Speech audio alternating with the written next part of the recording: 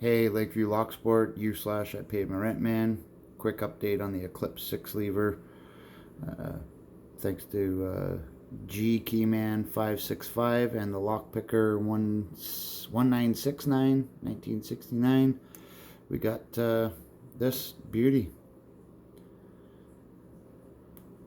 Some shims, some utility wire,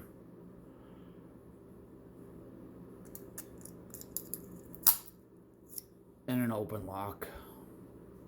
That is wild. I tried single pin picking this for the longest time with no success. But yeah,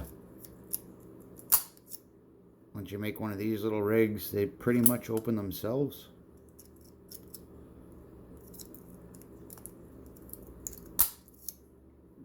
Time to make a key for it.